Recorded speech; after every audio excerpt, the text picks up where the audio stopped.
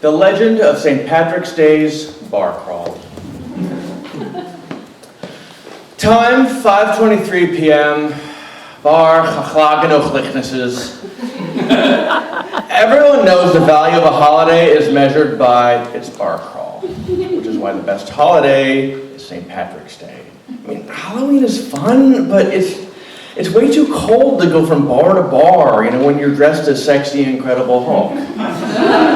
That's why every March 17, I take my two best bitches, plus Jared, plus Jared, who's bi, so he's like half bitch, and we have to hit every single Irish bar on Horton Street between 21st and 23rd. Everyone gets completely schnackered, and guys hit on us, and fights break out, and police horses get stabbed, and it's super fun. Last year, a homeless man actually set himself on fire. I mean, they put him out, so he's okay now. I mean, he's still homeless, but whatever. Also, I peed green for a whole week. This year, we're starting at chachlagen ochlichnesses, which might actually be a Jewish deli, but they serve green beer, so whatever. Time, 7:04 p.m. Bar, the Hog and Goiter. So we're barely 6 drinks in at the Goiter, and Summer is like, Caitlin, and I'm like, what? And Summer's like, she's here, and I'm like, who's here? And then I hear the wailing. You have that friend you see just once a year because that's all you can stand them? Well, for us, that's the Banshee. The Banshee is like a total hoverer who stands close to a bunch of people she doesn't really know and waits for a break in the conversation so she can start moaning about how she was killed in a moor 600 years ago. I mean, we're always like, bitch, shut up and drink, but she just drones on and on about this guy who molested and drowned her and blah, blah, blah, and she's just such a drama queen. It just gets so boring that we take her to a karaoke bar and ditch her as soon as she starts singing Total Eclipse of the Heart. Also, why is she always damp? It's called a hairdryer Banshee. Google it.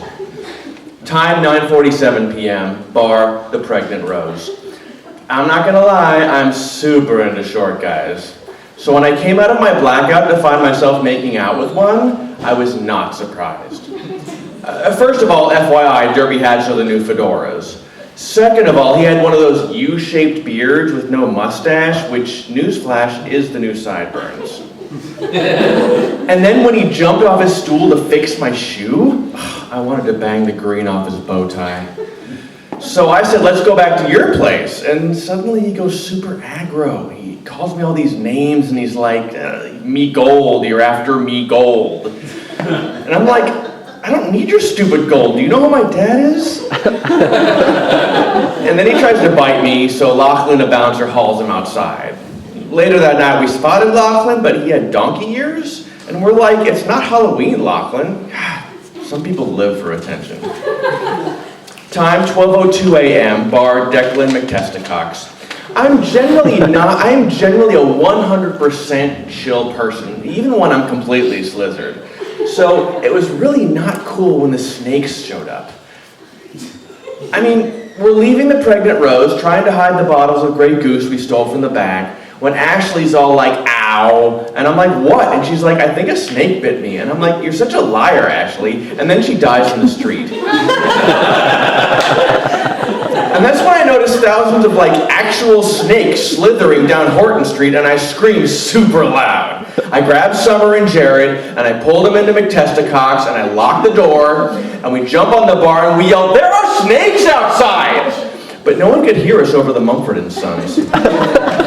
And then Jared pokes my boob and says, there's a guy out there. And I'm like, so what? And he's like, look. And I look, and holy shit, there's an old man with a long beard in the middle of Horton Street just wading into the snakes. And Jared's like, isn't that the guy who hit on you at O'Hurley Flynn's? And I'm like, oh my God, it is. He still had the green stain on his robe from when I threw my beer at him.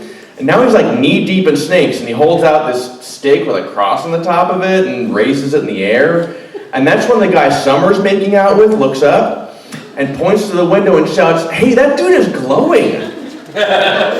And he totally was. And his glow made all the snakes hiss really loud and retreat.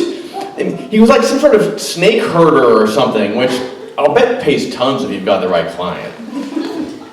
He forces all of them down the sewer where I'm sure they'll never bother us again.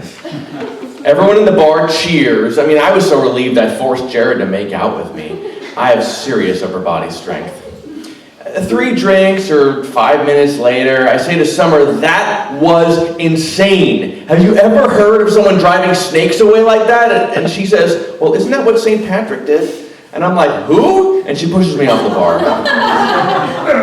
And that's when I realized, next year for St. Pat's, I am wearing my sexy, incredible Hulk costume. Because that will be epic.